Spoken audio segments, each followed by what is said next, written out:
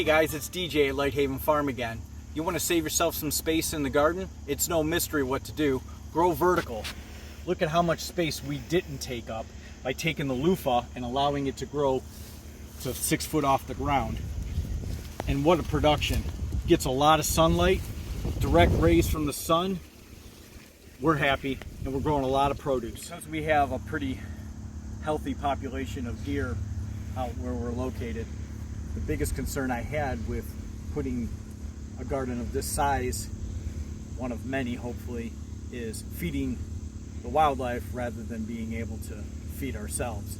So I did some research on the internet, and deer are really good at jumping over single barriers, extremely high even single barriers.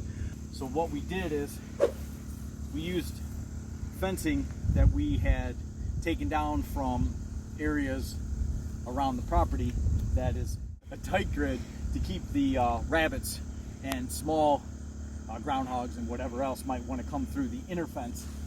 And that is about what, 6 foot, 7 foot, 6'2", something like that.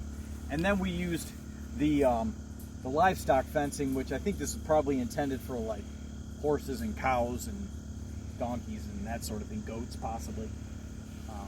It's a much thicker gauge, but bigger squares. And the 4 foot spacing in between allows us to plant on either side. And when we cut the grass, we mound up the grass clippings around the perimeter, which somewhat help with weed growth, but it gives a nice bed for retention of moisture for beans and Brussels sprouts and whatever else, corn. So the gap between the two fencing, it must confuse the deer into believing that the fence is a lot thicker and a lot taller.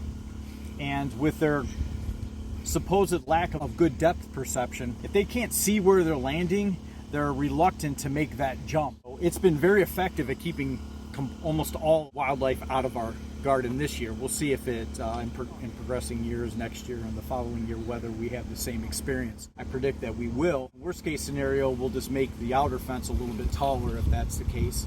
And if we ran into small rabbits or groundhogs actually getting in through fencing on the inner wall, that I would run a double barricade at the very bottom to help with that. But we've been good so far.